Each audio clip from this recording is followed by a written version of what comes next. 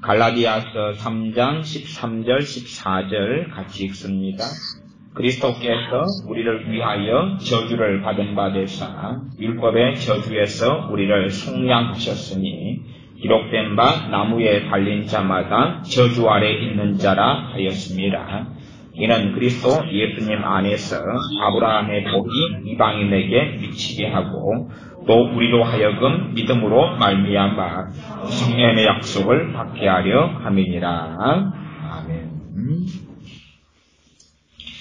다시 갈라디아서 3장은 복음을 설명하고 있습니다. 그러면서 우리 주님께서 십자가에 달리시는 사건에 대해 말씀하면서 주님께서 3장 13절에 우리를 위하여 저주를 받으셨다.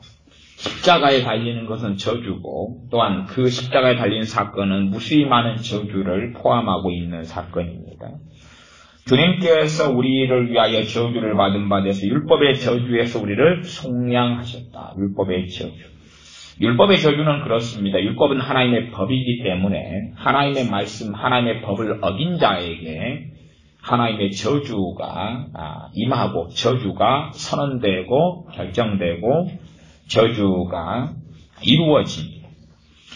하나님 말씀을 어긴 것, 율법, 하나님의 법을 어긴 자들에게 임할 또 받을 영원한 심판의 저주.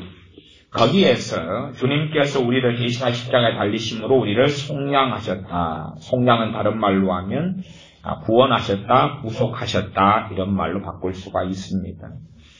주님의 십자가상의 사건이 우리를 위한 저주에서 율법의 저주에서 해방되는 것. 기록된 바 나무에 달린 자마다 저주 아래 있는 자라. 복음의 첫 번째 의미이죠. 첫 번째. 그 다음에 우리 주 예수님의 십자가의 사건, 우리를 위하여 대신 저주받고 죽으신 사건으로 인하여 그것과 연결되는 게 무엇냐 하면 성령님의 약속입니다. 그게 3장 14절입니다. 그래서 항상 우리는 복음 안에가 성령님이 그 안에가 포함되어 있구나 하는 것을 인식하고 알아야 됩니다. 복음 안에가. 14절은 이는 그리스도 예수님 안에서 아브라함의 복이 이방인에게 미치게 하고 아브라함의 복. 믿음으로 인하여 받은 복이지. 믿음으로 인하여 받는 복이 이방인에게 미치게 하고 그 다음에 하반절이 또 우리로 하여금 믿음으로 말미암아 성령님의 약속을 받게 하려 함이니라. 3장 2절에서는 너희가 성령님을 받은 것은 율법의 행위로냐 듣고 믿음으로냐. 믿음으로 인하여서 성령님을 받았다 라고 말씀하고 3장 14절은 믿음으로 말미암아 성령님의 약속을 받게 하려 함이니라 그랬죠. 성령님의 약속이 무슨 의미냐? 그러면 우리 성경이 한글 성경 번역이 여러 것들이 있으니까 다른 번역 성경들로 하면 새 번역 성경이나 이런 성경의 번역은 약속된 성령님을 받게 하려 함이라. 그렇게 성령님의 약속이 아니라 본래로 한다면 좀 수식 관계가 거꾸로 바뀌는 걸로 이해하는 게 좀 더 타당합니다. 그래서 약속된 성령님을 받는 것. 성령님의 약속, 그러면 성령님을 받을 거라는 약속.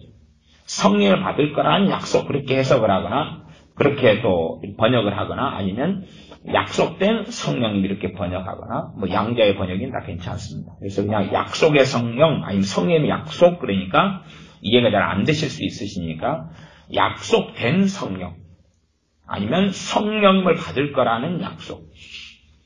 그래서 주님의 십자가의 사건을 통하여서 어디까지 연결되냐 하면 성령님을 받을 것이라는 걸로 연결됩니다.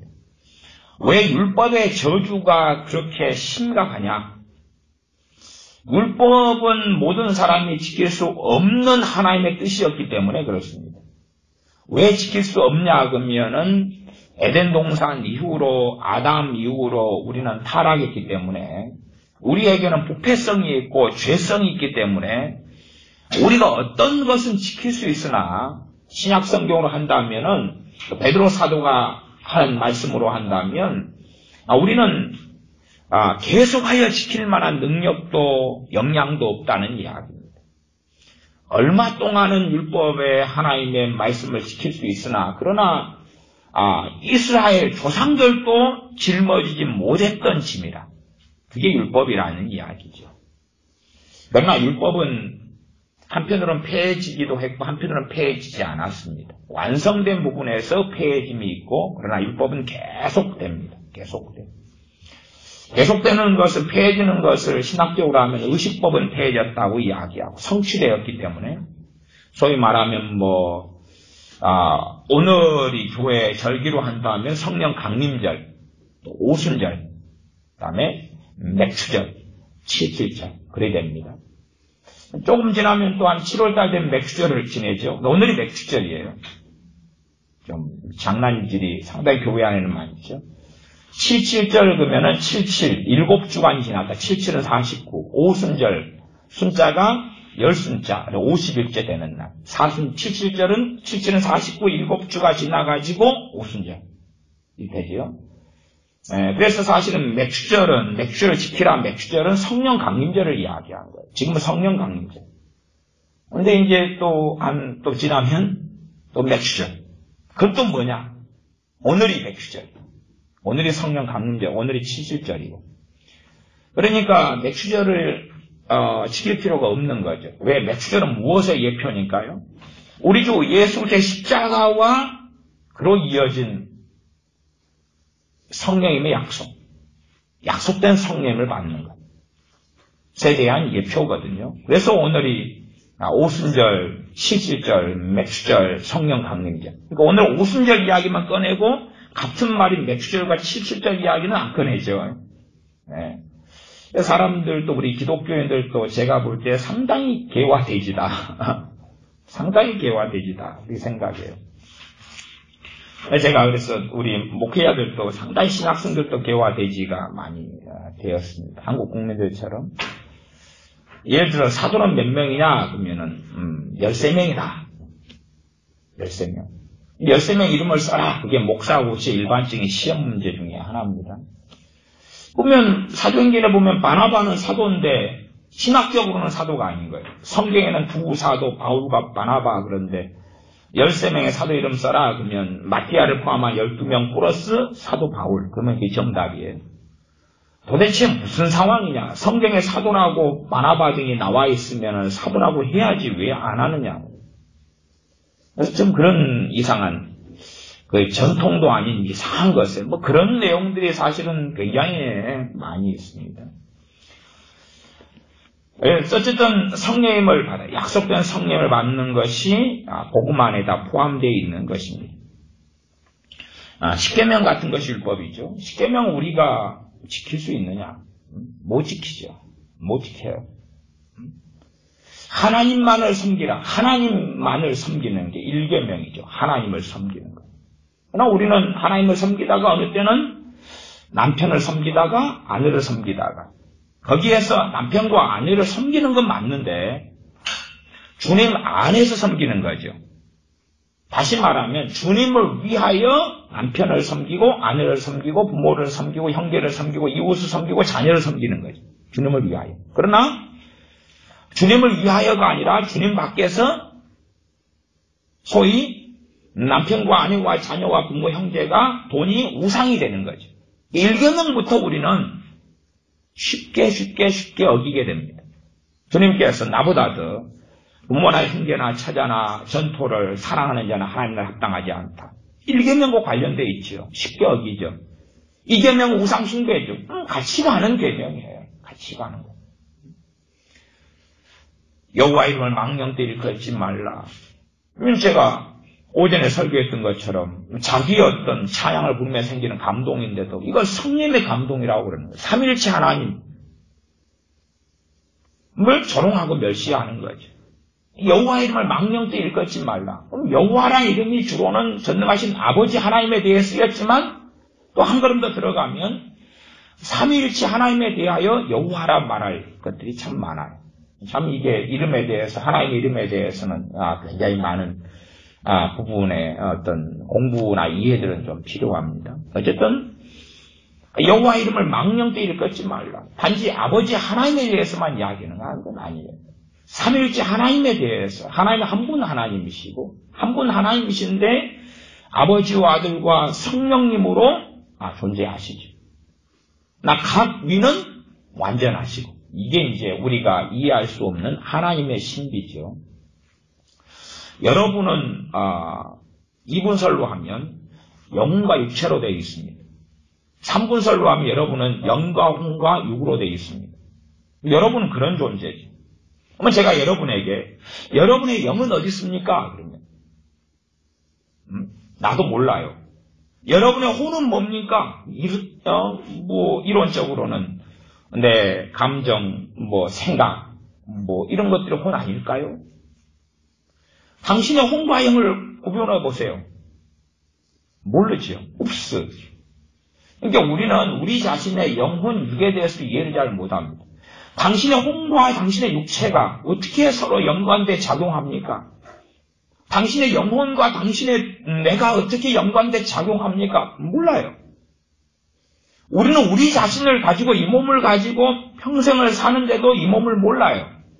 그런데 어떻게 살아계신 하나님을 우리의 지각과 이해력으로 삼위일체 하나님을 제대로 이해하고 알 수 있겠느냐고. 그래서 불가능한 거죠, 본래가 불가능의 영역이에요. 내가 하나님을 다 이해할 수 있다면 하나님은 나보다 낮은 존재가 돼요. 강아지가 나보다 월등하다면 강아지가 어느 날 회사 갔다가 퇴근한 다음에 나한테 밥을 주면서 야, 밥 먹어라. 아빠 퇴근하고 왔다. 그러겠죠. 그러나 우리가 회사 갔다가 퇴근하고 와서 강아지 밥을 주면서 야, 먹먹어. 오늘도 잘 지냈냐? 밥 먹어라. 그런 것은 강아지보다 내가 월등한 존재니까 그러는 거예요. 월등한 존재니까. 그럼 내가 강아지보다 하나님께서 월등하게 만드셨기 때문에 강아지는 나를 다 이해할 수 없어요. 나는 강아지를 그래도 대부분 다 이해할 수 있어요. 대부분 다. 물론 강아지의 신비까지 다 밝혀진 것은 없습니다. 강아지는 혼적인 존재고 사람은 영적인 존재고 강아지는 영이 없어요. 혼과 육으로 이루어졌어요. 그러니까 강아지도 다 우리가 이해할 수 없어요. 솔직히 강아지는 마음이 없는데도 마음이 혼적으로는 있는 것처럼 보여지고 강아지도 그래서 우울증이 걸려요. 우울증 걸린 강아지 보셨죠? 상처받은 강아지. 그거 다 보시잖아요. 그러나 그게 한계를 가져요. 근데 어쨌든 간에 강아지는 우리를 다 이해할 수 없어요. 심지어 우리도 강아지를 다 이해할 만한 월등한 존재까지는 안 돼요. 강아지보다는 훨씬 월등한 하나님의 형상을 따라 지음받은 사람임에도 불구하고. 그런데 어찌 우리하고 강아지 혹은 심지어 우리하고 개미 차이보다 격차가 더 많은 우리와 하나님의 차이, 무한하신 전능하신 하나님을 이해할 수 있다는 말씀에서 한 것 말고는 더 넘어가지 않아야 되는데 그걸 이해해가려는 시도가 아주 잘못된 시도 가운데 들어가죠. 말씀에서 한 부분만 가고 하나님이 이해할 수 없는 영역으로 가면 하나님만을 경외하고 예배하는 것만이 남아야 돼요.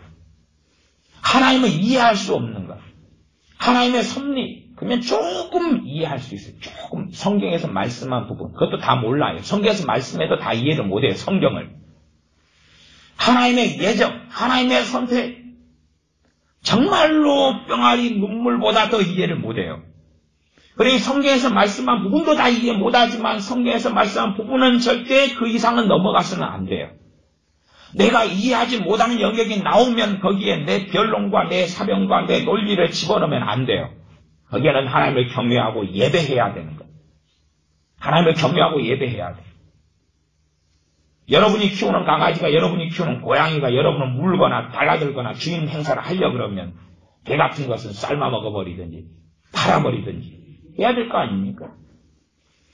하나님을 마땅히 경외해야 될 때에 이해할 수 없는 걸 자기의 교만에 빠져서 하나님을 마음대로 이해하려는 많은 시도가 신학 안에가 들어가 있습니다. 그러니 신학을 어느 걸음까지 들어가면 변론과 변증과 자유주의 신학으로 가는 것이 될 수밖에 없고 거기에는 10계명, 3계명, 여호와 이름을 망령되 일컫지 말라 하는 범죄들이 신학 안에는 무수하게 들어가 있고 여호와 이름을 망령되 일컫는 그 죄악들을 많은 전도사, 많은 목회자들이 자행하고 살아가는 것. 많은 신학교 교수들은 끊임없이 이것을, 그 범죄를 자행하고 살아갑니다.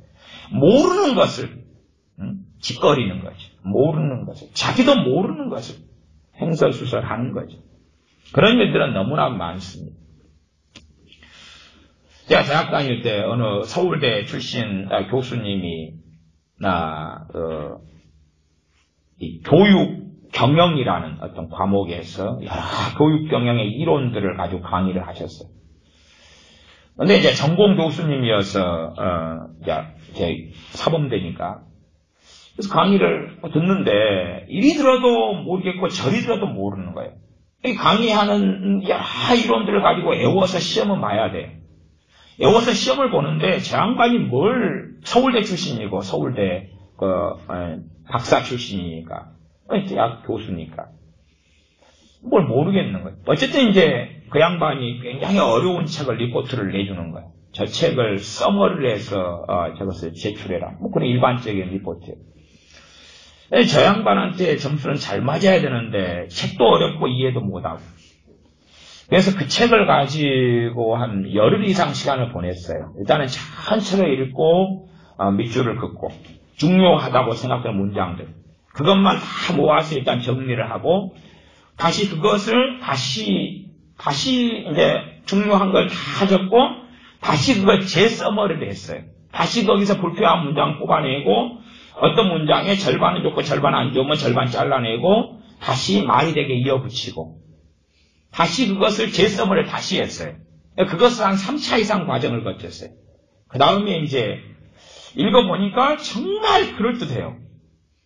정말 그럴듯해요. 정말 탁월하게 잘 나왔는데 나는 무슨 말인지 모르겠어요.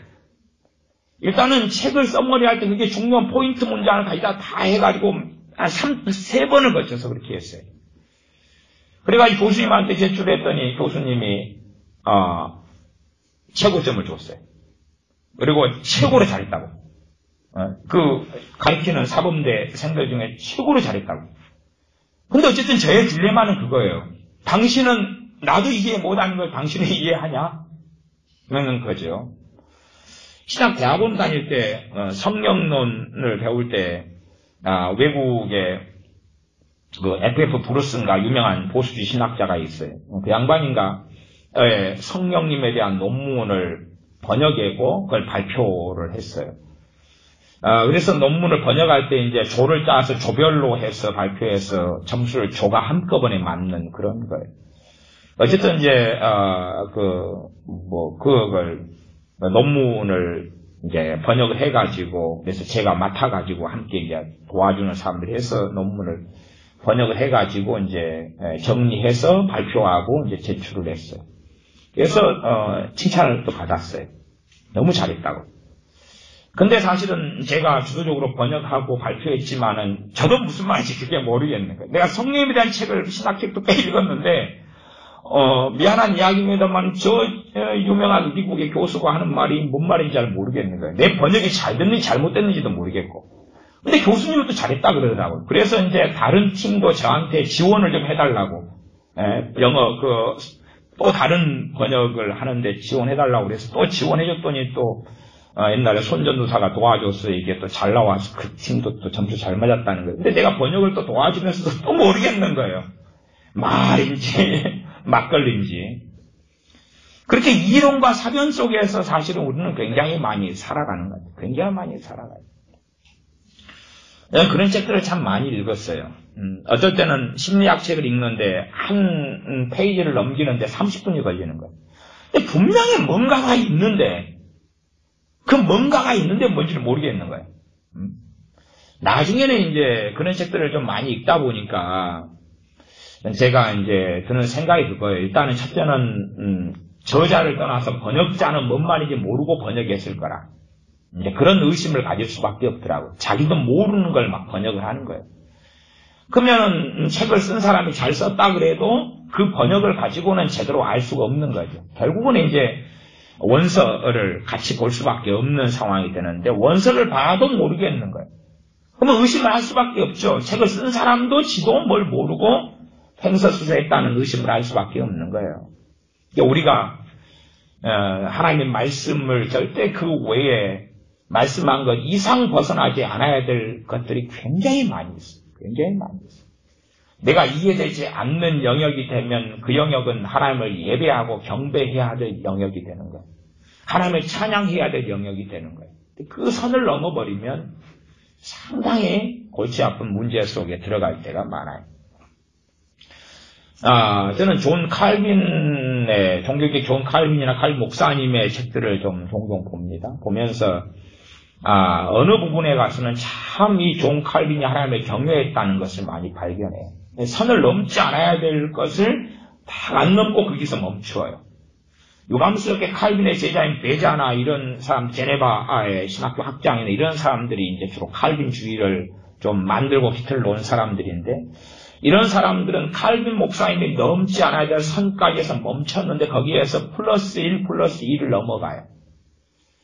또 어떨 때는 칼빈 목사님의 어느 부분에 가서는 이 양반이 여기서는 넘지 않아야 되는데 두 문장, 세 문장을 더 첨가해서 넘어버리고 말았구나. 그런 부분도 발견을 해요. 특별히 예정이나 이런 부분으로 가면은 좀 더 넘어버린 것을 발견해요. 이제 그 스승이 좀 넘었기 때문에 베자나 또 그 이후에 칼빈주의 신학자들은 극단론으로 가서 넘어버리기, 더 많이 넘어버린, 거기에 살을 더 붙여버리는 부분들을 발견하기도 합니다.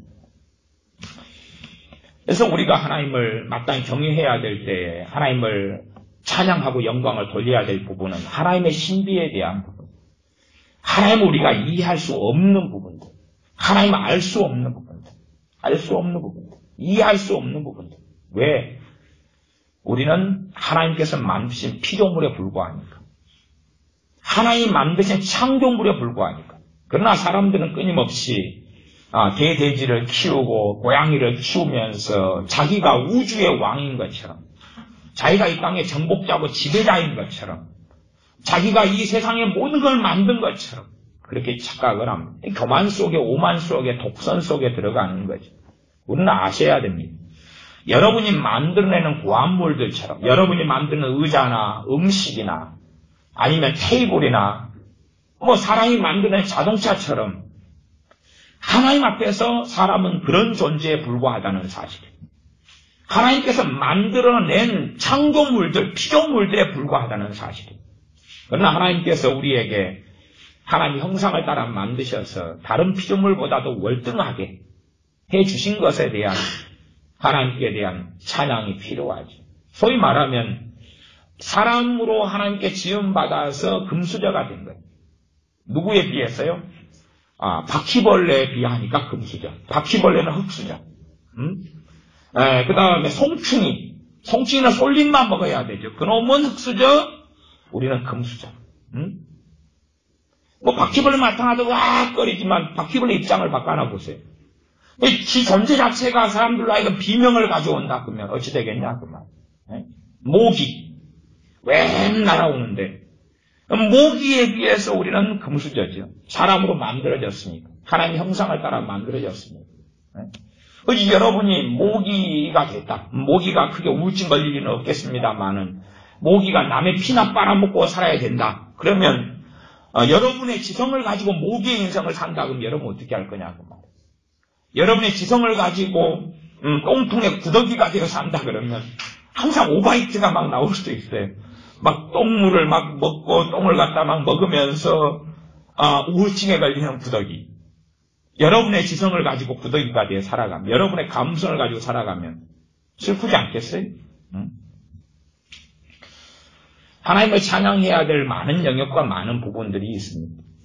나아가서 이제 십계명 이야기를 하면은 하나님 말씀은 십계명이라 해도 좀 어렵게 들어가면 10번째 계명, 10번째 계명은 이웃의 아내나 남종이나 여종이나 등등을 뭐 하지 말아라고요? 탐내지 말아라. 탐심에 대한 이야기.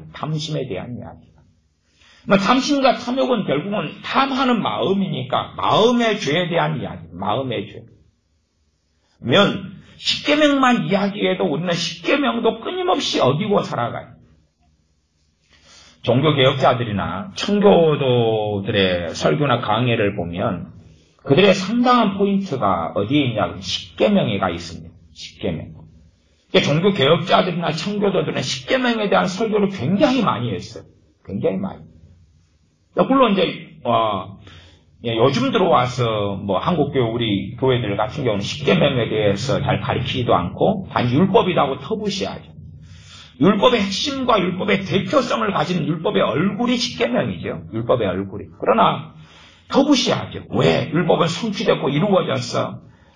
단지 십계명에 대해 설교하고 가르치더라도 윤리적으로 가르친다. 그래서 지키도록 노력합시다 정도에서 지키지 않으면 심각한 범죄가 된다는 사실을 별로 가르치지 않는다 그 말이죠. 그래서 율법을 우리 힘으로는 지킬 수 없어요. 그래서 복음으로 인하여 우리 주 예수님의 십자가로 인하여 성령님의 약속, 성령을 주시겠다는 약속, 만민에게 요엘서 2장에 사도행전 2장에 성취되었던 성령을 주시겠다는 약속을 하셨다 그 말. 주시겠다는 약속을. 믿는 자에게 성령을 보내겠다는 약속을. 성령에 대한 약속이 특별히 주님께서 하신 말씀들 가운데 많은데 성경에서는 요한복음에가 많습니다. 요한복음 14장, 15장, 16장가 쭉 성령님에 대해서 나와 있습니다.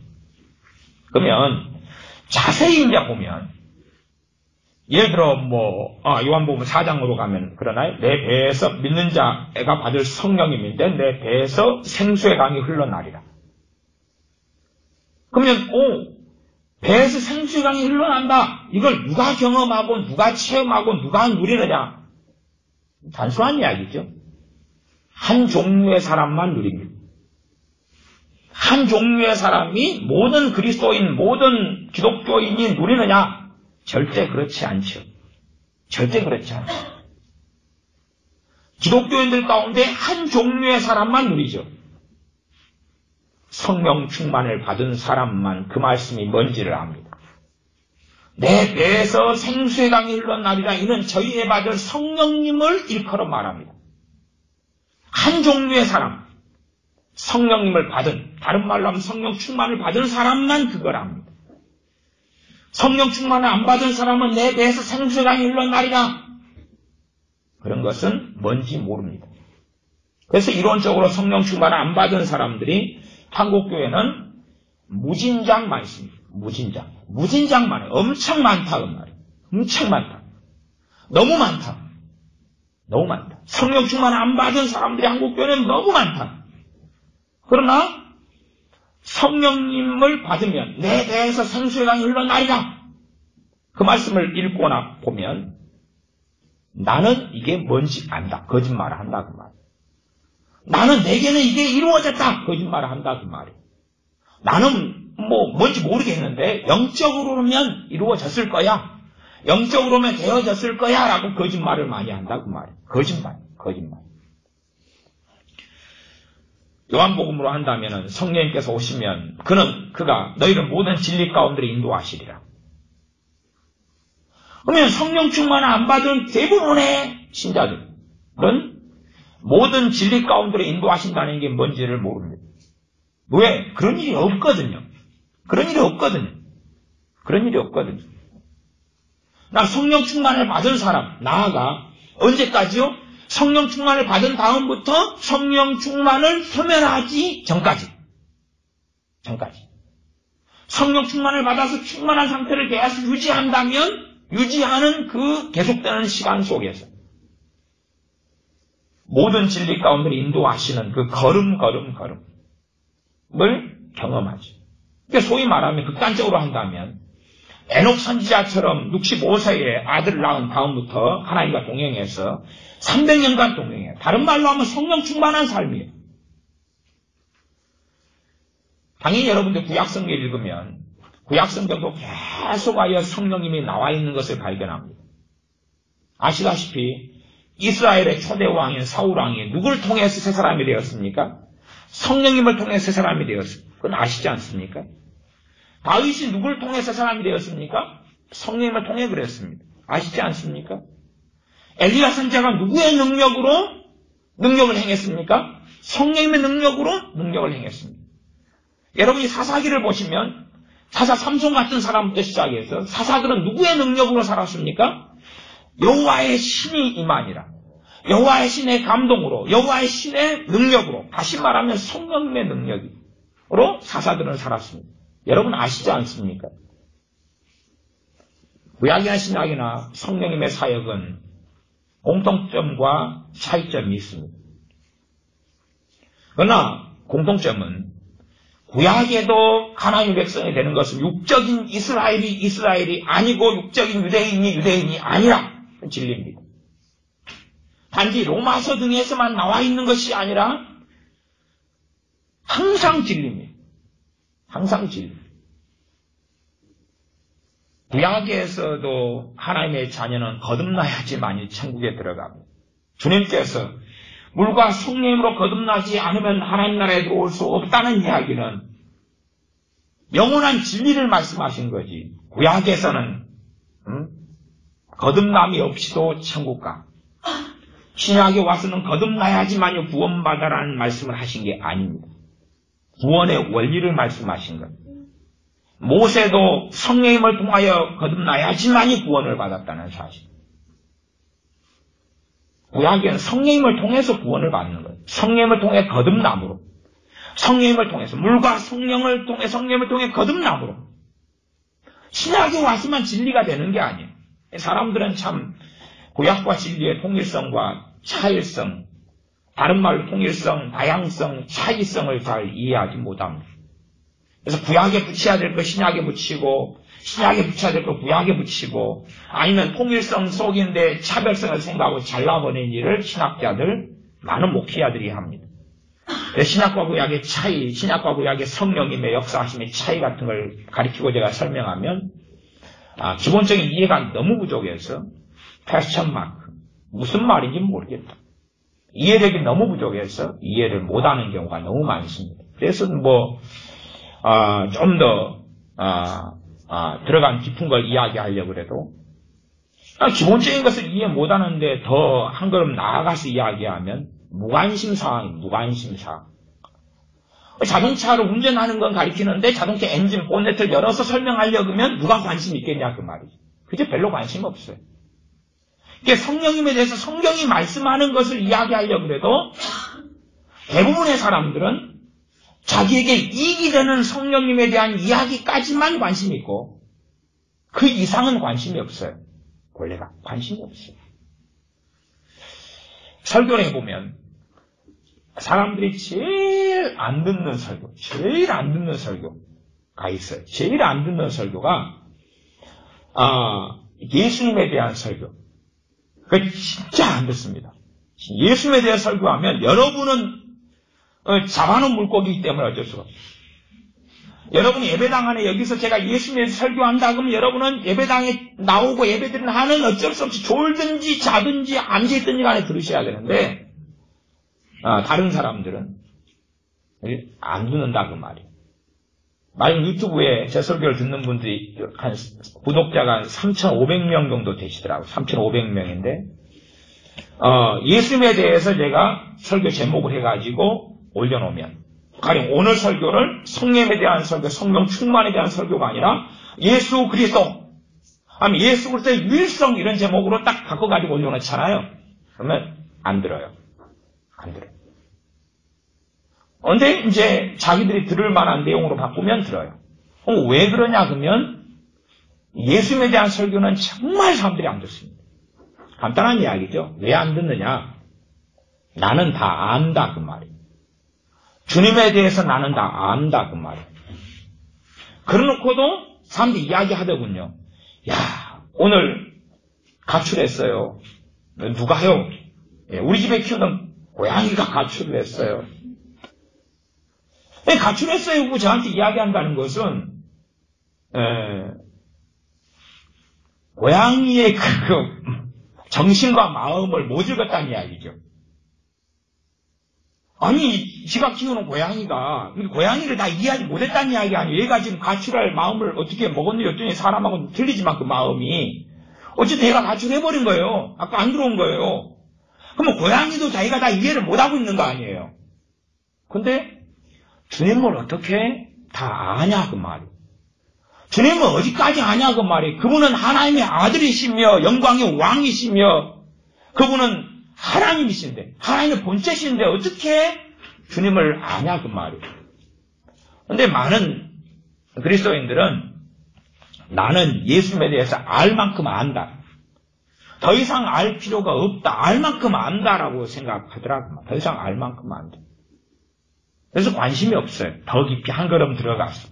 한 걸음 들어가는 이야기가 말씀에 있는 것만 이야기하는 한 걸음 더. 근데도 관심이 없다고 말이에요. 성령님에 대해서도 피상적으로 알고 그 이상은 관심이 없어요. 사실은 뭐가 관심이 있냐 그러면 나와 관계된 하나님 말씀. 나와 관계된. 내 평안, 내 문제 해결, 내 복지, 내가 수시 쫓겨나가는 것, 내가 치료받는 것, 내가 행복해지는 것, 내가 기도응답 받는 것, 내가 잘 먹고 잘 사는 것, 내 자식이 잘 되는 것, 내가 장래가 잘 있는 것, 내가 하나님께 크게 쓰임받는 것, 내가 관련된 성경. 그걸 전해달라. 그러지 내가 관심 없는 것, 내게 해당되지 않는 것, 그런 것은 관심이 없고 안 듣겠다는 거지. 그래서 성경에 있는 더 다양하고 많은 성령에 대한 말씀을 전하고 가르치려고 해도 사실은 대부분은 관심이 없어요. 대부분은 들으려 하지 않아요. 그러니 들으려 하지 않는 사람들한테 말을 한다 해서 이게 무슨 소용이 있겠느냐? 소용이 없지요. 주님에 대한 설교도 해봐야 별로 이렇게 관심이 없으니까 소용이 없죠. 그냥 가십거리로서 주님에 대한 피상적인 이야기만을 듣고 그리고 나는 충분히 안다. 그렇게 하고 싶은 거죠. 어쨌든 여러분이 인정하지 않든지 간에 구약도 성경을 통해 거듭나야지 하나님의 자녀가 되는 겁니다. 사울이 그랬던 것처럼 다윗이 그랬던 것처럼 그들은 예외적인 어떤 모습을 보여준 게 아니에요. 유감스럽게. 어쨌든 신약도 성령을 통해 거듭나야지 하나님의 자녀가 됩니다. 하나님 말씀은 동일하게 우리가 지켜야 돼요. 구약도 지켜야 되고 신약도 지켜야 돼요. 그래서 여러분이 가장 좋아하는 성경 구절 그런 거 있잖아요. 사람들은 참 이상해요. 뭐가 이상하냐 그러면 자기가 좋아하는 것만 보기 때문에 성경에 주님이 직접 말씀해도 안 듣고 안 봐요. 안 듣고 안 본다. 사람들이 좋아하는 성경이 산상수훈 같은 거 좋아하잖아요. 마태복음 5장, 6장, 7장. 그러면은 제가 구약의 말씀도 지켜야 된다. 구약의 말씀에 제가 아까 말씀드린 맥주절이나 이런 거 있잖아요. 절기들 성취되어진 그러니까 주님 안에 성취된 희년이나 이런 것들은 성취되었기 때문에 그림자가 이제는 실체가 왔기 때문에 더 이상 실천할 필요가 없는 거죠. 그런 것은 이미 갈라디아서 1장에서부터 말씀하고 있어요. 갈라디아서 1장, 또 히브리서 이 말씀하고 있어요. 그 말고 다른 구약의 말씀들은 다 지켜야 돼요. 그래서 우리가 어떤 건 성취되었는가, 어떤 것은 주님 안에 성취되어서 그림자가 실현되어서 주님을 통하여 성령을 통하 우리가 이제는 이루어졌는가, 또 어떤 말씀 우리가 지금껏 지켜야 되는가, 이걸 잘 구분해야 되는데 그걸 잘 구분하지 않는다 그 말이에요. 왜냐하면 내게 돈을, 내게 성공을, 내게 빵을, 떡을 주지 않으니까. 그래서 구약의 말씀도 지켜야 된다 그러면은 사람들이 이제 정신이 나가고 넋이 나가는 사람들이 많아요. 왜? 관심이 없거든요. 관심이 없어요. 산상수훈 5장 제가 읽어볼게요. 제가 5장 17절부터 주님이 하신 말씀을 읽어드리면, 내가 율법이나 선지자나 폐하러 온 줄로 생각지 말라. 폐하러 온 것이 아니라 완전케 하려 함이로다. 완전케 하려 왔다. 율법이나 선지자 그러면 구약 성경을 율법서와 선지서 두 가지로 나누는, 역사서 말고 시가서 말고 크게 두 가지로 나누는 측면에 주님께서 단순화시켜서 말씀하시는 겁니다. 5장 18절에 진실로 너희에게 이르노니 천지가 없어지기 전에는 율법의 1.1획이라도 반드시 없어지지 아니하고 다 이루리라. 율법을 정말로 어떤 면에서 주님은 완전히 율법에 대한 극단적 강조를 지금 하고 계시는 거죠. 율법에 대한 극단적 강조. 그 다음 19절. 그러므로 누구든지 이 계명 중에, 무슨 계명입니까? 율법의 계명이죠. 이 계명 중에 지극히 작은 것 하나라도 버리고 임의로 버리는 거죠. 성취되지 않고 지켜야 될 것을 이건 성취된 거니까 안 해도 돼. 이렇게 쉽게 판단해서 버리는 거죠. 아니, 버리는 여러 가지 이유가 있는데, 목회자다 그러면은 안 가르치는 것도 버리는 거고, 예수를 믿는 신자들이다 그런데 제대로 주위에서 안 보는 것도 버리는 거죠. 버리는 거죠. 그래서 나는 편한 신약 성경만 볼 거야. 그것도 상당히 버리는 걸로 주님은 보실 거다. 그런 말이죠. 하나라도 버리고 또 그같이 사람을 가리키는 자는 천국에서 지극히 작다 일컬음을 받을 것이요. 그러니까 어떤 교회는 가면 성경 1년 내내 읽는데 산상수훈밖에 안 읽는 교회가 있어요. 그러면 그 사람들은 구약율법을 버렸어요? 안 버렸어요? 버린 거죠. 그러나 당신들은 구약율법을 버렸냐고 물으면 아무도 안 버렸다 그래요. 우리는 구약도 하나님 말씀으로 인정합니다. 그러나 산상수훈만 읽으면 그 안에가 다 들었습니다. 다 들었을 리가 없잖아요. 다른데. 천국에서 지극히 작다 일컬음을 받을 것이 누구든지 이를 행하며, 뭘 행하며? 구약의 율법, 작은 거라도 행하며 가리키는 자는 천국에서 크다 일컬음을 받으리라. 천국에서 큰 자가 되는 것에 대한 이야기를 주님이 여러 번 하셨어요. 섬기는 자가 되면 큰 자. 겸손하게 섬기는 자면 큰 자. 근데 여기 마지막 5장 19절로 한다면 큰 자가 되는 것은 율법에 있는 지극히 작은 계명이라도 행하면서 가르치는 자가 큰 자. 그렇게 말씀해요. 저는 극단식 율법주의자가 아닙니다. 그게 아니라 성경에 있는 걸 설명을 하는 거예요. 설명을 하는 거예요. 유감스럽게. 그래서 구약에 있는 많은 말씀을 또 우리가 지켜야 돼요. 많은 말씀을 지켜야 돼요. 그 구분점이 쉽지는 않습니다. 뭐가 성취됐는지, 뭐가 의식법의 연장으로 되어 있는지, 뭐가 지금도 지켜야 하는 쉽지 않아요. 그래서 그런 것 정도를 좀 더 이해하려면 우리가 종교 개혁자들이 쓴 기독교 고전들, 또 청교도들이 쓴 이런 설교했던 설교 강해라든지 이런 것을 좀 더 주의 깊게 봐야 되는 측면이 필요해요. 또 근세에 1950년 뭐 이럴 때까지 사역하셨던 50년대 64년까지인가 영국의 마틴 로이 존스 이런 목사님들 뭐 이런 양반들의 설교 강해라든지 이런 걸 보면서 이들의 성경 해석을 함께 살펴봐야 되는 좀 하나님 말씀 지키기 위해서는 그런 지난한 어려운 과정들이 목회자인 저만이 아니라 여러분들에게도 유감스럽게 신학자가 아닌 여러분들에게도 필요한 거예요. 필요한 거예요. 그렇지 목회자만 그런 걸 다 읽고 그냥 엑기스만 그건 엑기스는 원래 있을 수도 있으나 그러나 없는 영역이 많아요. 또 목회자가 어떤 것을 정리했다 그래서 그게 진리가 되진 않아요. 왜? 이해는 다 다르기 때문에. 이해는 다르기 때문에. 여러분도 하나님 말씀 이해를 여러분의 이해를 가져가야 돼요. 그러니까 제가 어떤 말씀을 설명할 때에 어떤 것은 제가 제 견해라고 이야기하는 부분이 있고 어떤 것은 성령의 역사하심으로 그런 부분이 없이 확신 가운데 전하는 부분이 있어요. 극단적으로는 확신 가운데 전하는 부분이라 할지라도 여러분이 다시 또 살펴야 되는 건 당연해요. 누구와 함께 살펴야 됩니까? 여러분에게 임한 성령님과 함께 살펴야 돼요. 여러분과 임한 성령님.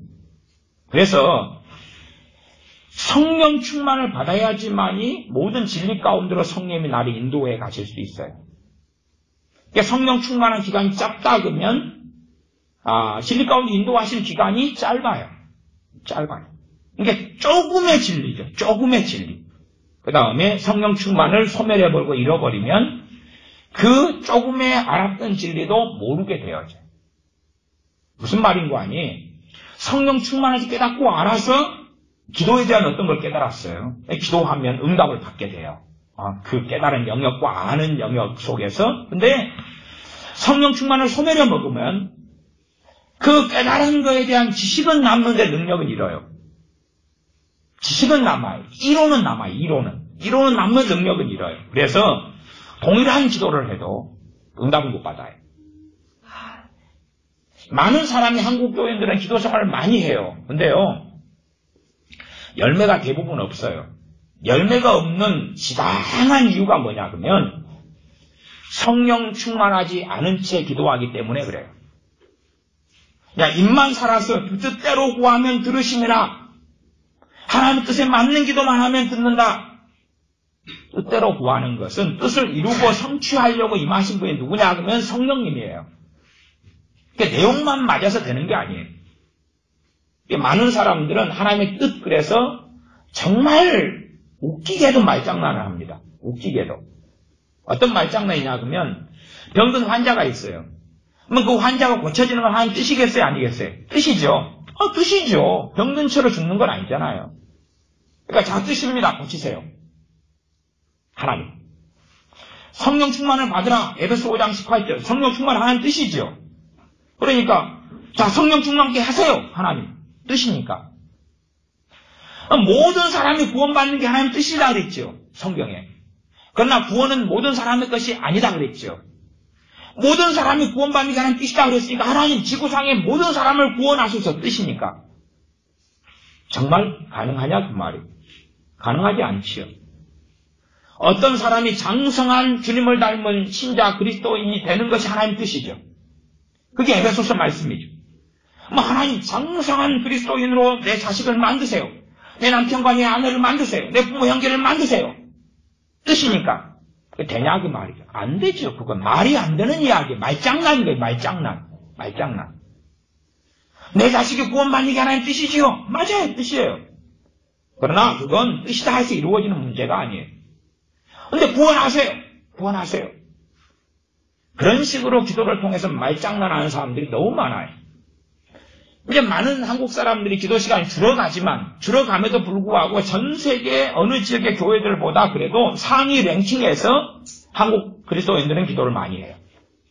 그러나 대부분의 기도가 응답되지 않아요. 그 이유는 성령 충만하지 않으니까.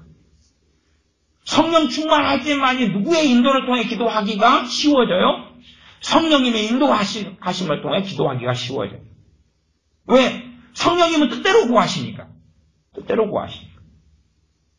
그치, 자기가 알량한 성경 지식을 몇 가지를 가진 다음에, 자, 나는 뜻대로 기도할 수 있어요. 그러면 성령님의 불필요성을 주장하는 거죠. 성령님을 보내신 하나님을 우롱하고 우리 주님을 우롱하고 조롱하는 거죠. 왜 약속하시는 성령님을 그리스도인들에게 보내시냐 그러면 성령님이 아니시면 그리스도인의 삶을 살 수 없으니까 그래요. 성령님이 아니시면 말씀대로 살 수 없으니까. 성령님이 아니시면 진리를 깨닫고 알 수 없으니까. 그래서 성령님의 다른 이름으로 주님께서는 진리의 영이라고 표현하시죠. 보혜사, 또 다른 보혜사. 진리의 영이 오시면, 진리의 영이시니 그분은. 진리의 영, 성령님이 아니시면 하나님의 말씀의 진리를 제대로 알 수도 없고 진리 가운데 걸어갈 수 없다는 사실이. 그러면 성령님이 아니면 우리가 말씀 안에서 말씀을 깨닫고 말씀을 준행하고 지키고 살 수 없어요. 성령님에 대한 절박성을 우리 전부 다는 가져야 됩니다. 지금 시대는 하나님 말씀에 대해서 수가 거달기로 핥고 지나가고 하나님 말씀을 이용하는 시대가 되어서 이용하기 위해서는 성령이 별로 필요가 없는 시대가 되었어요. 예배당 안에도 설교 가운데도 어디에서도 별로 성령이 필요 없는 시대가 돼요. 성령이 없어도 우리는 예배 드릴 수 있어. 성령이 없어도 저희 같은 설교자가 이렇게 설교 준비하고 해가지고 할 수 있잖아요. 성령이 없어도. 성령이 없어도 여러분이 찬양할 수 있어요. 성령이 없어도 예배 드릴 수 있어요. 앉아 드릴 수 있어요.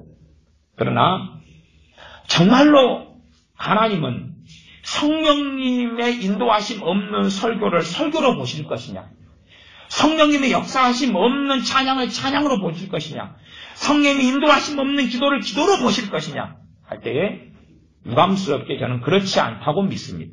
그렇지 않다. 설교로 보지 않으실 거고 예배로 보지 않으실 거고 찬양으로 보지 않으실 거다.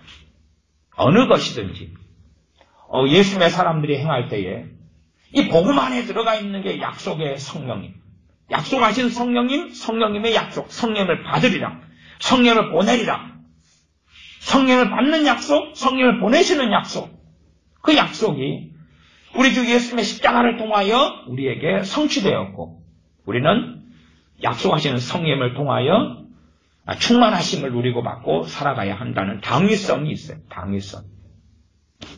그러나 갈수록 이제 성령님을 이용해 먹는 것, 이용해 먹으려고 하지. 성령의 은사, 이용해 먹으려고. 내 명예, 내 명성, 내 성공을 위해서. 성령 충만 왜 필요하냐? 내가 불행하니까. 내가 어떤 직장생활 하는데 지혜가 부족해. 그러니 성령님이 임하면 내가 지혜로워지지 않을 거냐? 다시 말하면 내 영광을 위한 지혜인 거죠. 내 영광을 위해서. 내가 지금 풀리지 않는 문제가 있어요. 하나님 꿈을 통해 환상을 통해 보여주세요.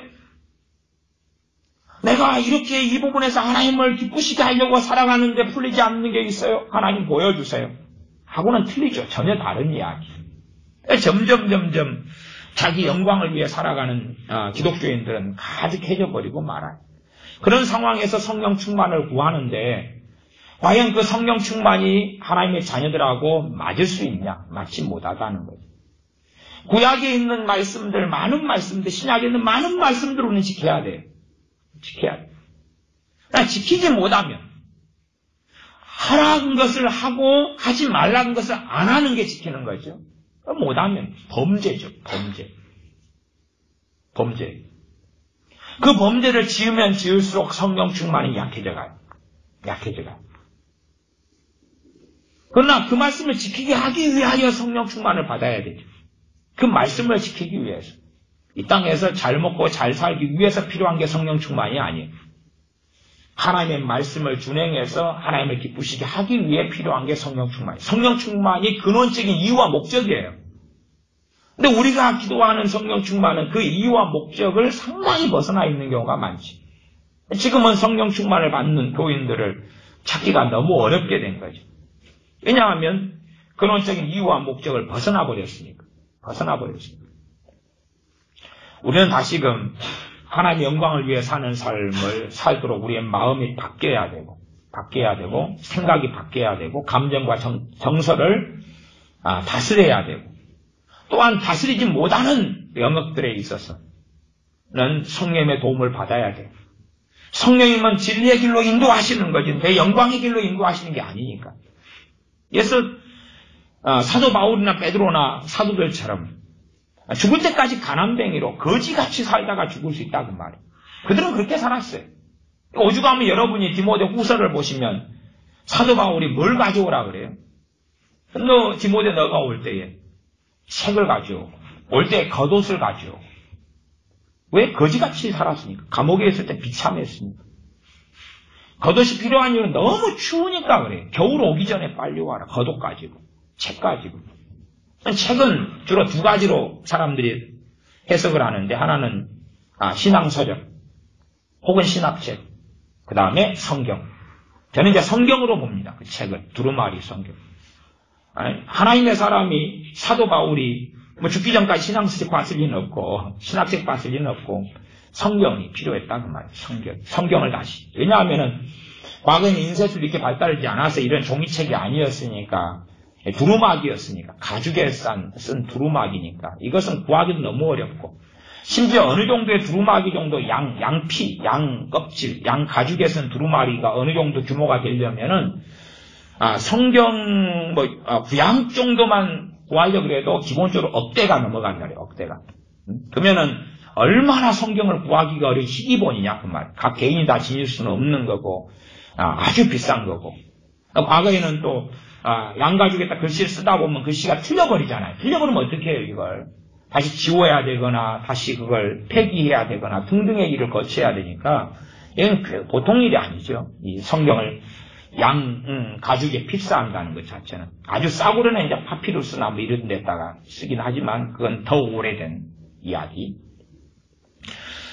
그래서 이 겉옷을 가져오러 갈 정도면은 입을 옷이 없고 겉옷이 과거에는 이불 대용으로도 함께 사용됐기 때문에 너무 추위 때문에 고생을 사도 바울이 순교당하기 전까지 많이 했다는 이야기. 그리고 가져오라 했는데 디모데가 도착하기 전에 사도 바울은 네로에 의하여 순교당하고 죽습니다.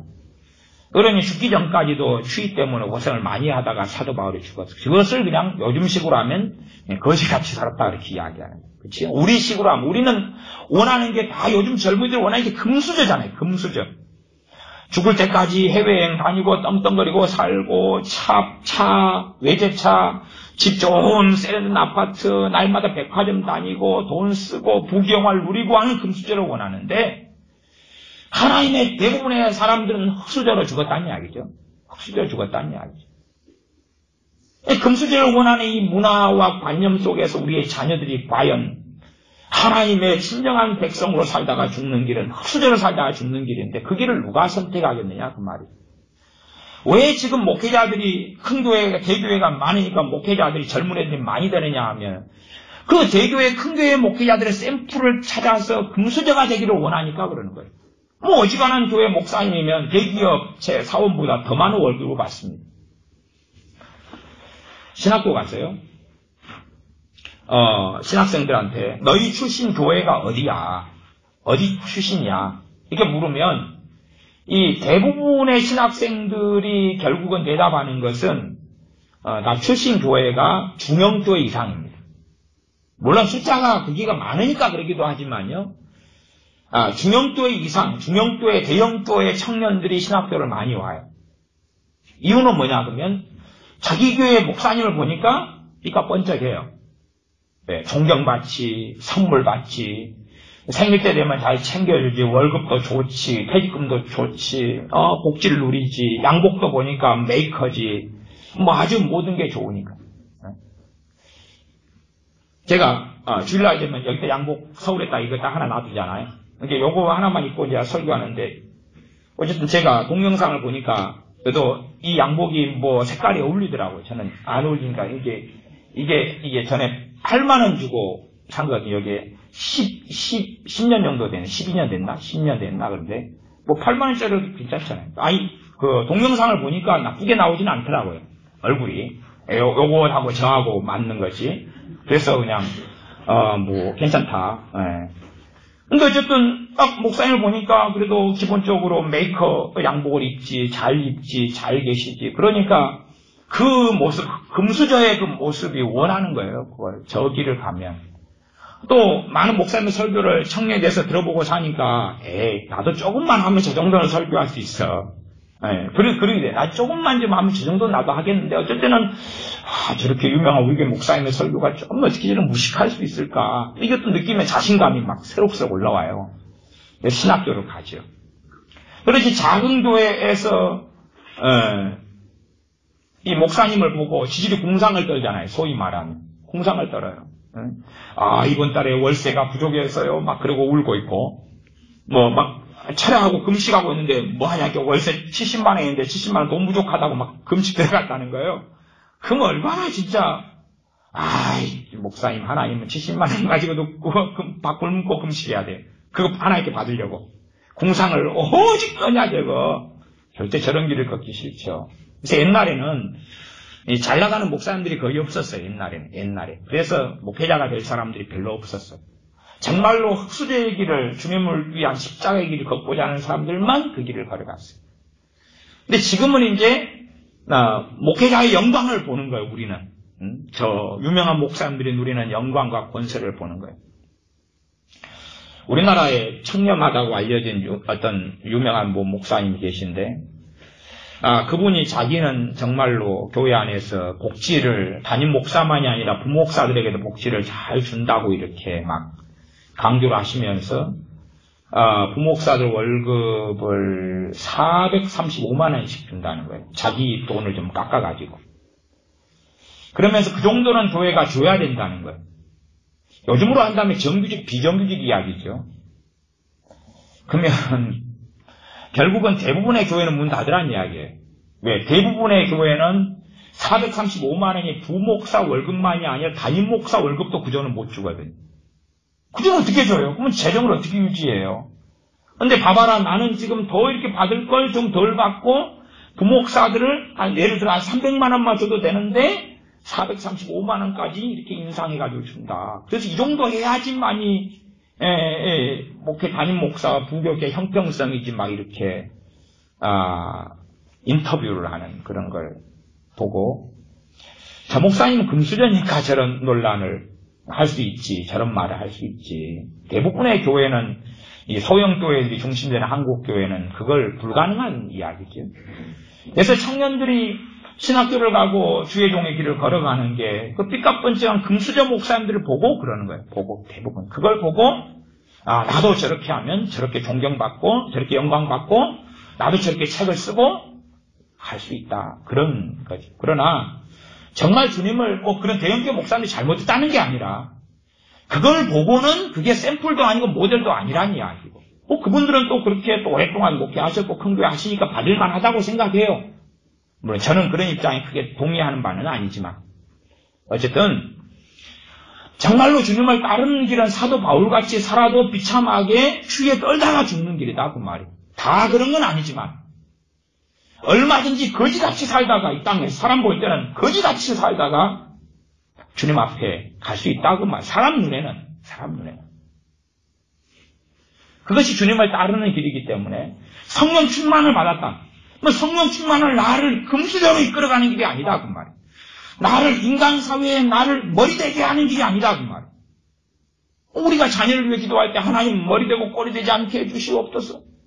목사님들이 어디가 축복기도 해줄 때도 제고 좋아하는 기도가 지도자가 되게 해주시고 머리가 되게 해주시고 많은 사람을 리더하게 해주시고 그치? 기도할 때 꼬리가 되게 해주셔서 그건 기도 듣자마자 눈 떠버려요. 자꾸 나는 아멘 할 수 없어요. 그리고 그냥 목사님이 기도하는데 눈을 실게 뜨고 쳐다볼 수도 있어요. 감히 내 자식을 꼬리가 되게 해달라니 다 머리가 돼야지. 그래서 요즘에는 닭도 꼬리가 없고 날개도 없고 다리도 없고 머리만 15개 있고 막 그렇다 그러더라고요. 다 머리 되게 해달라니까 닭대가리가 15개만 이렇게 나왔어요. 다 머리를 원하니까.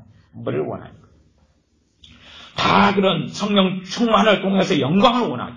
그러나 그 영광을 원하는 사람들에게 주시는 게 성령 충만 아니다 그 말이에요. 그 영광을 원하는 사람들에게. 시험적으로는 어느 때 극소수에게 주실 수 있다고 저는 생각해요. 그러나 영광이 아니라 십자가의 길을 원하는 사람에게 주시고 그 길을 걷기 위하여 필요한 게 성령 충만.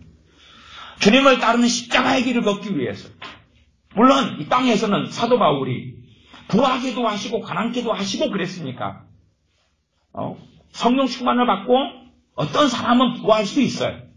어떤 사람은 가난케 될 수 있다 그랬지 제가 다 가난케 된다는 이야기는 아니에요. 그러나 그것은 성령 충만의 결과가 부는 아니다는 거예요. 영적 부요일 수는 있으나 육신적 부요는 아니라는 이야기예요. 그것은 그럴 수도 있고 아닐 수도 있는데 아닌 사람들이 그런 사람보다 더 많다 그렇게 저는 말씀드릴 수밖에 없어요. 성령 충만은 이 땅의 부요의 길이 아니에요. 이 땅에 부자가 되고 이 땅에 성공하고 이 땅에 잘 나가고 이 땅에 모든 게 해결되는 만사 형통의 길이 아니라 성령 충만을 통해서 진리의 성령님께서 그 사람을 다스리고 그 사람을 인도하셔서 모든 진리의 길 가운데 인도하시기 위하여 임하신 성령입니다. 그러니 그런 하나님의 의도와 뜻하고 안 맞는다면 아무리 내가 크리스찬이라 기독교인이라 그리스도인이라 예수님의 제자라고 주장할지 몰라도 심지어 제자훈련까지도 받았을지 몰라도 성령 충만은 받을 수 없다는 사실이에요. 그래서 이 성령님의 약속 갈라디아서 3장 14절에 있는 건 당연히 3장 2절 3절 성령님을 받는 거고 오전에 말씀한 대로 이것은 성령 충만의 사건으로 연결된다고 말씀드렸어요. 왜?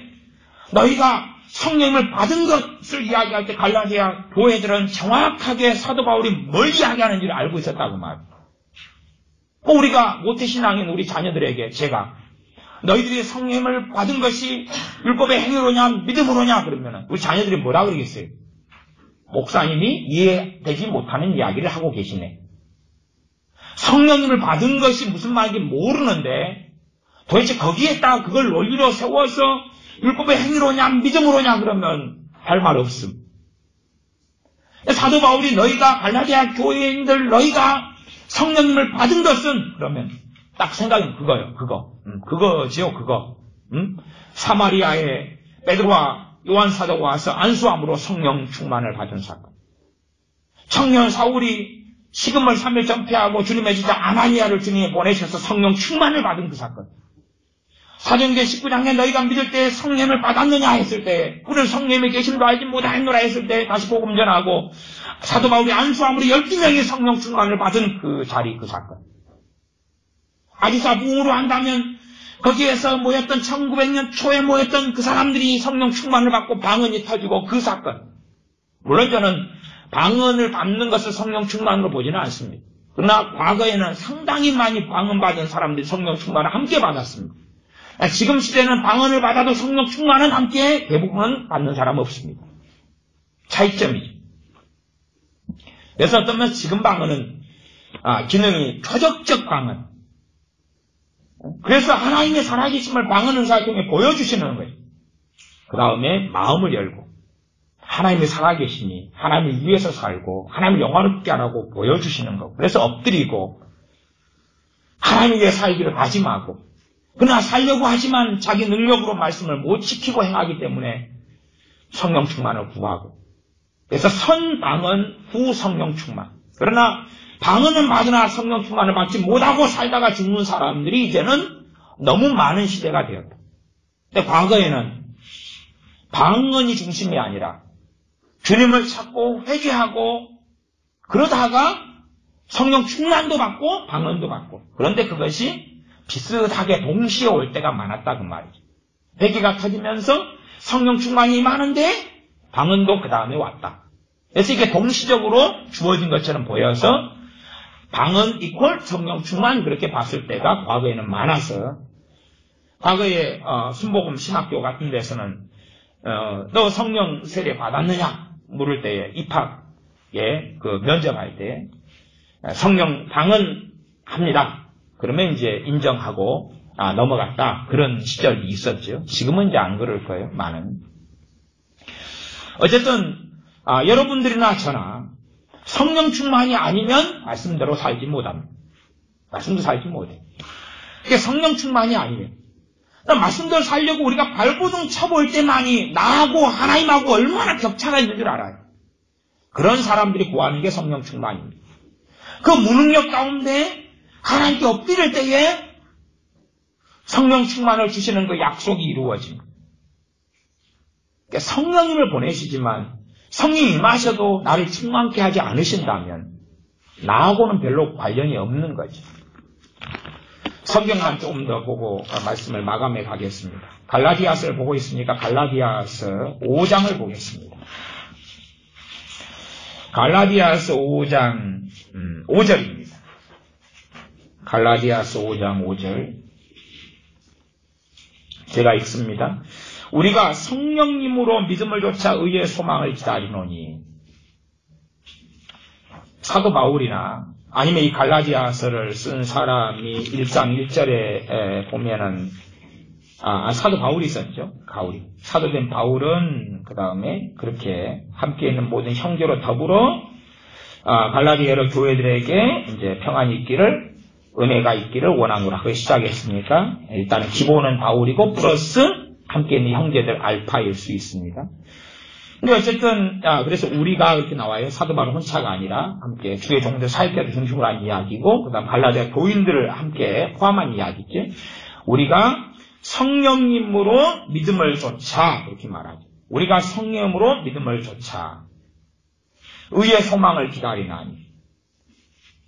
그런데 우리는 대부분 이렇게 고백을 못합니다. 왜 고백을 못하냐 그러면 성령님으로 믿음을 좇아는 성령으로는 오늘 가로를 쳐버릴 거예요. 그렇게 성령님의 충만하시고 역사하심이 생생하지도 않으니까. 오늘, 어제, 내일, 이번 주, 지난주, 이번 달, 지난달, 올해, 작년 성령님의 역사하심이 우리 안에서 풍성하지도 않으니까. 성령님을 좇아 산다는, 따라 산다는 것이 뭔지 모르니까. 그러니까 우리는 이것이 실제가 아니에요. 대부분은 이론이고 그냥 안개가 끼었다가 사라지는 것 같은, 물을 움켜쥐었다가 물이 소나기를 다 빠져나가는 것 같은 것에 불과하다 그 말. 그러나 이 하나님의 사람들은 우리가 성령님으로 믿음을 좇아 그러는 거죠. 어떨 때는 우리 주 예수 그리스도를 따라서 그렇게 말하고, 어떨 때는 성령님을 따라서 삼위일체 하나님이신데 성령님을 따라 살아가는 것과 어떨 때는 주님을 따라 살아가는 것을 구분을 안 하기도 하고 어떨 때는 구분을 해요. 한 분이시면서 또한 다르시기 때문에. 다르시면서 한 분이시기 때문에. 그러나 사역이 다르지. 우리 주님은 아버지 보좌 우편에 계시고 성령님은 여기 그리스도의 영 아버지 영으로 임하에 계시고 다르다 그 말이에요. 성령님은 믿는 자 각 사람에게 임하에 계시고 우리 주님은 하늘 보좌 우편에 계시고 다르죠. 아버지는 그 보좌에 계시고 다르죠. 주님은 나중에 재림하시죠. 성령님은 지금 위에게 계시고 주님은 재림하실 때까지 주님의 자녀들을 모든 진리 가운데 인도하시려고 성령님은 역사하고 계시고 주님은 나중에 재림하시고 그러니까 주님은 성령님과 다른 분이죠. 그러나 하나님은 한 분이시다는 신비 속에 우리는 산다 그 말이에요. 어쩔 때는 주님으로 가지고 이야기하고 어쩔 때는 성령님을 가지고 이야기하는 정확한 뚜렷한 차이를 가지고 이야기해요. 이 주의 종들은.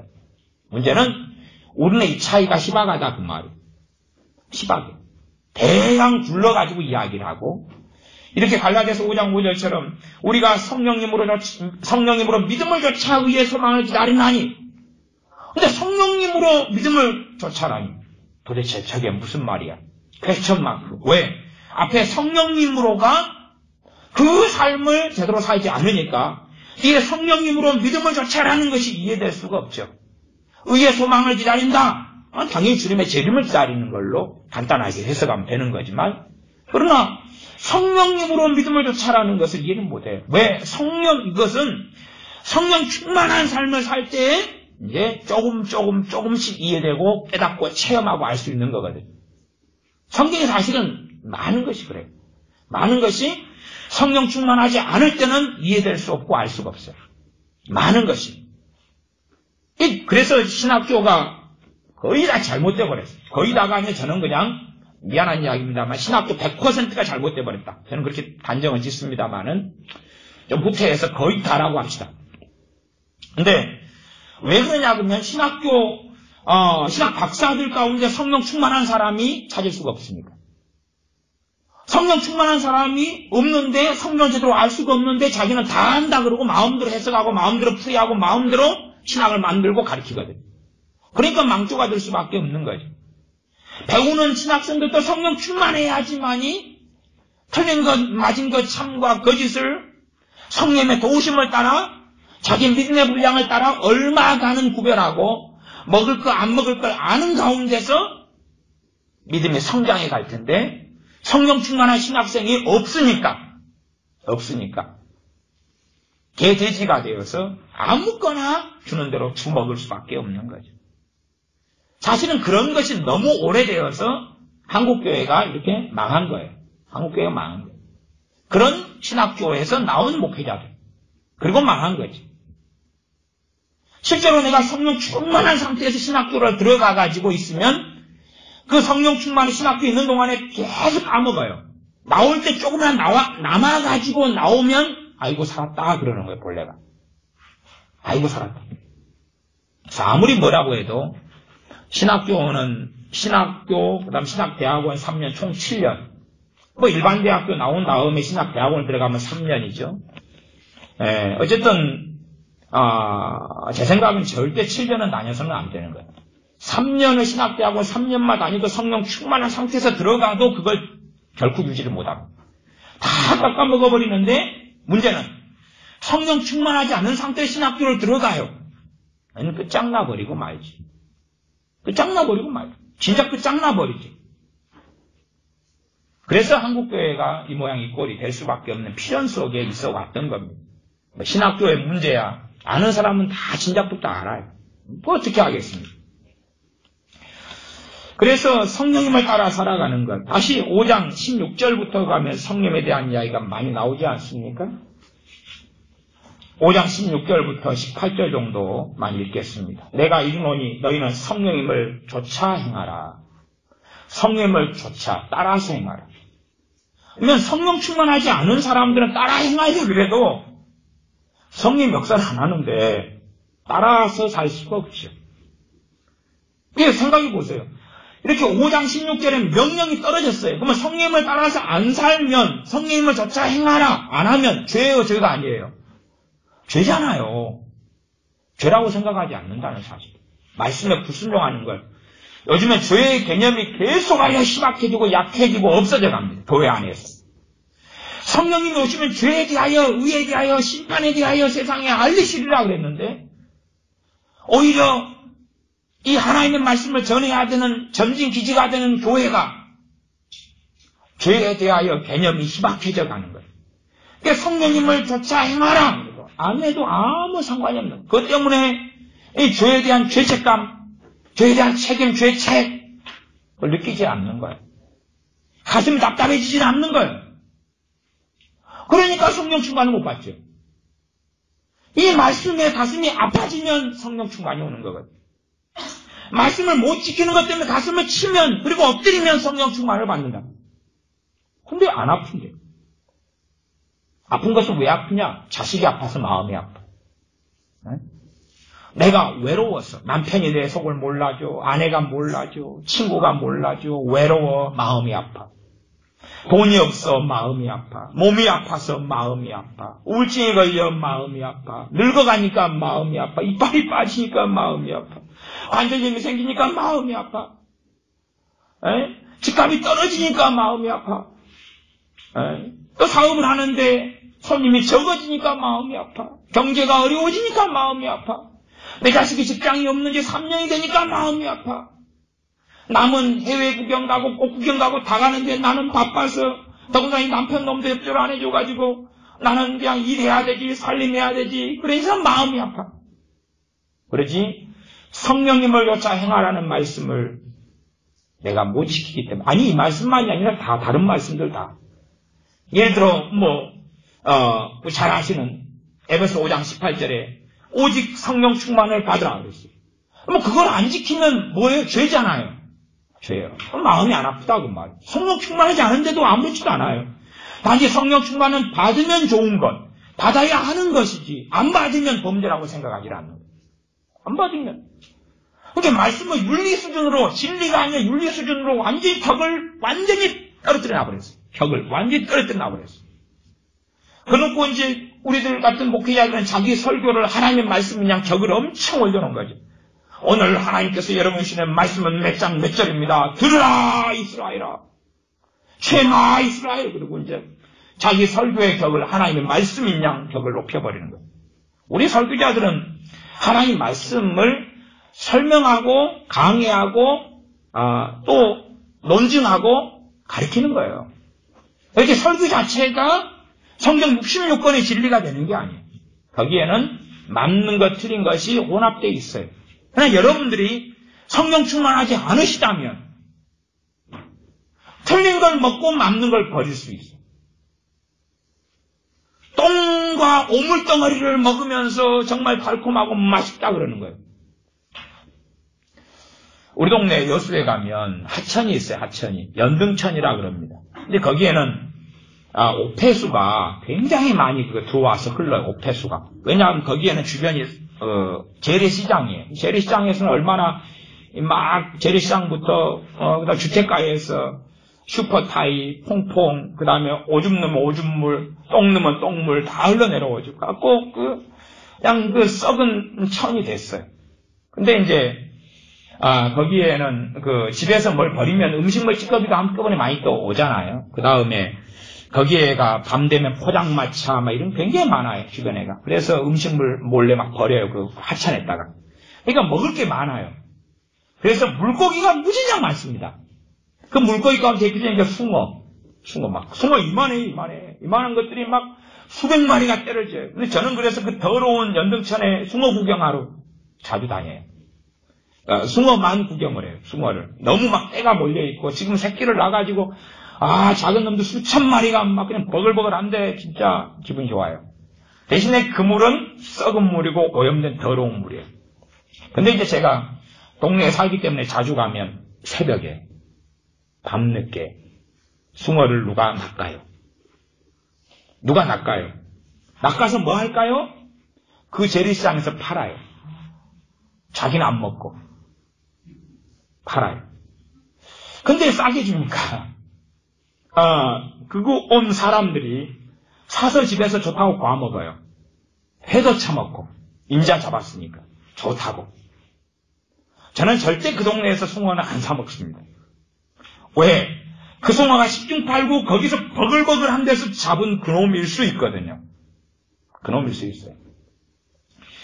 이 생선이 연근에 잡히는 것이 좋은 건데, 좋은 것과 이 더러운 것과 좋은 것의 차이는 생선이 냄새가 독하면 그거 안 좋은 거예요. 안 좋은 물에 산 거고, 냄새가 안 나면 좋은 거예요. 내장을 이렇게 딱 따가지고 열어보면 내장 냄새가 없으면 깨끗한 거고, 내장 냄새가 독하고 안 좋으면 더러운 거예요. 사실은 우리 그리스도인들은 그런 구분까지도 별로 없어요. 성령 충만을 받으면 성령님께서 모든 진리로 인도하시기 때문에 어떤 목사의 설교가 어디서 왔는지, 아니면 저것이 바른 건지 틀린 건지 그 성령님께서 성장해 가면서 그걸 아는 분별력을 주시거든요. 알아가고. 신앙 서적을 읽어도 뭘 보아도 그걸 알아가거든요. 그러나 성령 충만하지 않으면 알 수 없어요. 그래서 그 썩은 그 더러운 데서 난 숭어를 와 오지다 5마리에 10,000원 주고 샀다 만세. 그리고 사랑하는 내 남편도 먹이고 마누라 애들도 먹이고 내 부모님도 또 썰어드리고 와 좋다. 그리고 가서 그 더러운 데서 하는 거니까 그 안에 기생충이 많아요. 이게 아가미를 쫙 하면 그 안에 기생충이 이렇게 살을 갖다 쫙 껍질 벗기면 그 안에 기생충이 더러운 데서 하는 건 그런 게 많아요. 근데 그 기생충이 가져간 것도 좋다고 또 눈에 잘 안 보이거든요. 우리 같은 경우는 정밀하게 보면 보이는데 보통 사람 안 보여요. 이렇게 회를 뜨는 거예요. 사시미를 떠는 거예요. 갖고 맛있다 초장에 찍어 먹어. 당장 맛있죠. 기생충도 함께 먹고. 씹을 때 잘 씹어야지 기생충 같이 씹어가지고 이빨 사이 단백질 돼가지고 들어가는 거지. 구분을 못한다 그 말이에요. 구분을 못해. 그래서 이 복음에는 갈라디아 3장처럼 성령님의 약속인 성령을 보내주신다는 약속, 성령님을 너희들이 받는다는 약속, 거기에는 당연히 성령 충만과 무조건 직결되고 연결되는 거예요. 성령 충만과. 성령 충만을 받아도 이것이 성령을 소멸치 말라 했으면 어느 때면 소멸되고 약해져가요. 그러나 다시 또 받아요. 주기적으로. 비주기적으로. 성령 충만이 약해지면 다 없어지기 전에 다시 해야 돼. 여러분이 제가 옛날 성령 충만 설교할 때 비유로 든 것이 자동차 기름 앵꼬 나는 걸 비유로 들었습니다. 앵꼬 나는 거. 자동차가 앵꼬가 나면 주유를 해도 이게 복잡해지잖아. 앵꼬가 나면. 앵꼬가 나면 그냥 주유한다고 되지 않을 때가 많아요. 그럼 잘못하면은 이 에어가 차버리잖아요. 에어가. 집사님 그러죠? 요즘 안 그럽니까? 디젤 차는 그러죠. 예. 특히 농기계 같은 것도 이런 게 좀 심하고 문제가 많이 됩니다. 이제 휘발유는 안 그러는가요? 예. 예. 이제 휘발유 차를 사셔야 될 것 같아요. 농담입니다. 장단점이 있어요, 차마다. 예, 그러니까 이 더 심각한 것은 성령 충만이 다 없어진 다음에 성령 충만 받기는 훨씬 어렵습니다. 훨씬 어려워요. 내가 돈을 모으는 것도 마이너스가 적자가 돼가지고 모으는 것도 어려워요. 자본금이 좀 있을 때 이걸 가지고 뭔가를 하는 것이 쉽다 그 말이에요. 그렇지 빚을 많이 져가지고 또 빚내가지고 사업을 한다 그러면은 비참한 일이 얼마든지 벌어지는 것처럼 성령 충만도 다 까먹기 전에 받고 다 까먹은 다음에는 더 엎드려야 되고 더 간절해야 되고 더 사모해야 되는 건 아셔야 돼요. 왜? 이 6장 9절가 이렇게 나왔잖아요. 네, 6장 8절에가 6장 7절에는 사람이 무엇으로 심든지 그대로 거두리라 그랬고요. 6장 7절에는. 그러니까 내가 성령 충만을 까먹은 다음에 좀 적당하게 이게 떨어질 때 다시 얼른 재충만을 받아야 돼요. 사도행전에 예루살렘에 있는 초대교회가 성령 충만을 사도행 2장에 받고 또 좀 지난 다음에 또 받고 그러잖아요. 성령 충만을. 다시 받는 게 나와요. 그러니까 우리도 지금 때마다 다시 받아야 되는데 많은 기독교인이 한 번 받는 걸로 끝내는 거예요. 한 번 받으면 죽을 때까지 유지된다고 착각하는 거죠. 왜 데살로니가 교회에서 성령을 소멸치 말라 그러겠냐 그 말이. 은혜를 왜 헛되이 받지 말라. 은혜를 받자. 왜 그러겠냐 그 말이. 받고 까먹으니까 그랬죠. 까먹으니까. 갈라디아 교회도 지금 성령을 받아가지고 시작한 교회인데 까먹었으니까 미혹에 빠지는 거예요. 약해지니까 분별력이 없어서 똥을 밥인 줄 알고 된장인 줄 알고 받아먹는 거고. 그렇게 했다 그 말이에요. 그러면 여러분들이 성령 충만을 충만할 때 더 충만을 받는 게 최고 좋은 거고, 나 적절한 때에 가면 다시금 하나님 말씀과 나를 비교해서 대조해서 말씀대로 내가 살지 못하는 것을 내가 가슴을 치고 엎드리면 성령 충만을 주시는 거예요. 엎드리고 간절히 구하고. 왜? 그것이 주 예수 그리스도의 십자가의 복음 안에 성령을 받는다는, 성령 충만을 받는 그 약속이 그 안에 함께 들어가 있기 때문에 그래요. 함께 들어가 있기 때문에. 8절.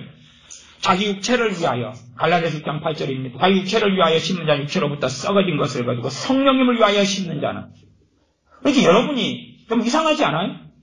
여기서는 그렇게 써져야 될 것 같잖아요. 하나님을 위하여 심는 자, 혹은 그리스도를 위하여 심는 자, 이렇게 나와야 될 것 같잖아요.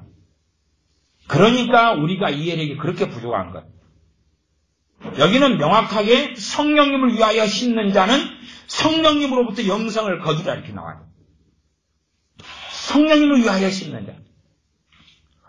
하나님을 위하여 심어야 되지 않나? 성령 충만하여 성령을 따라 살아가는 것을 성령을 위하여 심는다고 말할 수 있죠. 그 외의 해석까지는 나가지 않겠습니다.